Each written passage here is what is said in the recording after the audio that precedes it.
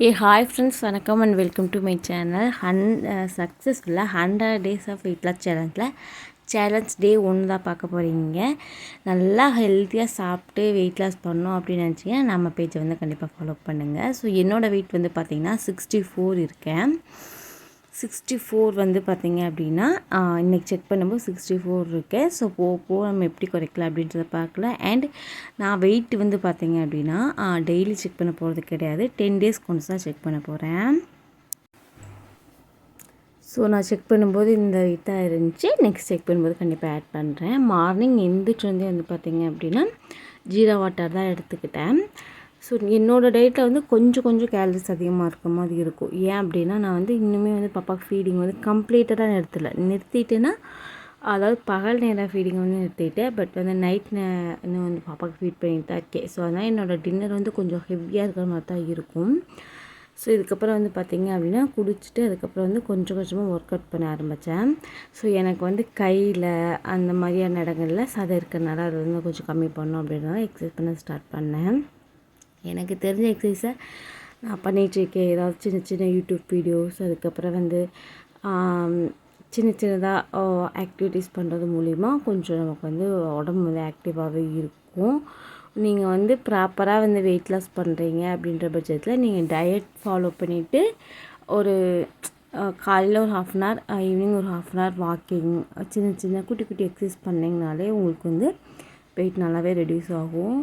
உங்களுக்கு எந்த இடத்துல வெயிட் வந்து அதிகமாக இருக்குதுன்னு நினைக்கிறீங்களோ அங்கே வந்து நீங்கள் எக்ஸசைஸ் பண்ணுங்கள். அந்த பார்ட்டை வந்து கம்மி பண்ணுற மாதிரி எக்ஸசைஸ் பண்ணுங்கள். ஏன்னா அந்த இடத்துல எல்லாமே வந்து பார்த்திங்கன்னா ஃபேட்டு தான் அதிகமாக இருக்கும். அப்போ ஃபேட் லாஸ் அப்படின்றது வந்து ஸ்லோவாக தான் நடக்கும்.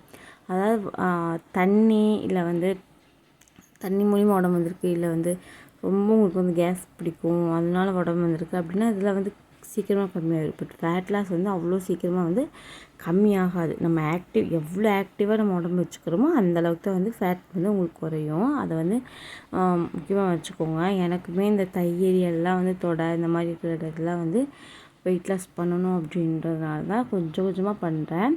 ஸோ ரொம்ப என்னால் வந்து ஹெவியான இது தூக்கிட்டு பண்ண முடியாது. ஏன்னா இப்போவே அடிக்கிறதுக்கு எனக்கு பேக் பெயின் வந்துக்கிட்டு தான் இருக்குது அப்படின்றதுனால அந்த மாதிரியான எக்ஸசைஸ்லாம் என்னால் பண்ண முடியாது அப்படின்றதுனால என்னால் முடிஞ்ச எக்ஸசைஸ்லாம் பண்ணிகிட்ருக்கேன். அதுக்கடுத்து வந்து பார்த்திங்கன்னா இந்த புஷ்அப் பண்ணேன். புஷ்அப் வந்து 30 கவுண்ட் பண்ணேன். ஆனால் பட் உங்களுக்கு வந்து சும்மா சின்ன கிளிப்பிங் மட்டும் தான் ஆட் பண்ணியிருக்கேன். ஏன்னா அது ஃபுல்லாகவே ஆட் பண்ணோம் அப்படின்னா அதுலேயே டைம் போயிடும். ஸோ அதனால தான் இந்த மாதிரி நம்ம எந்த எக்யூப்மெண்ட்ஸுமே ஸ்பெண்ட் பண்ணி வாங்காமல் நம்ம வீட்டில் இருக்கிற எக்யூப்மெண்ட்ஸை வச்சு நம்ம நல்லா வந்து ஒரு வெயிட் லாஸ் பண்ணலாம். இந்த மாதிரி தான் புஷ்அப் பண்ணேன். ஸோ உங்களுக்கு தெரியுதா, இந்த மாதிரி தான் 30 கவுண்ட் நான் பண்ணேன். ஸோ இந்த மாதிரி வந்து 30 கவுண்ட் பண்ணிவிட்டேன். அதுக்கப்புறம் வந்து சமையலுக்காக வந்து தேங்காய் உடைச்சேன். தண்ணி வந்து நிறைய இருந்துச்சு. ஸோ அதுதான் வந்து ஒரு கப் நிறைய குடிச்சிக்கிட்டேன். அதுக்கடுத்து வந்து பார்த்திங்கன்னா பிரேக்ஃபாஸ்ட்டுக்கு வந்து பார்த்திங்கன்னா ட்ரை ஃப்ரூட் ஸ்மூத்தி தான் எடுத்துக்கிட்டேன். இந்த ரெசிபி வந்து இன்றைக்கி அப்லோட் பண்ணுவேன் சேனலில். அதுக்கப்புறம் ஒரு 11 o'clock போல் வந்து பார்த்திங்கன்னா இதுவும் இந்த ரெசிபியும் நான் வீடியோ எடுத்து வச்சுருக்கேன், கண்டிப்பாக அப்லோட் பண்ணுறேன். இது வந்து பார்த்திங்கன்னா பீட்ரூட் போட்டு இடியாப்பம் தான். ஒரு 2 இடியாப்பம், கொஞ்சம் தேங்காய் பால் எடுத்துக்கிட்டேன்.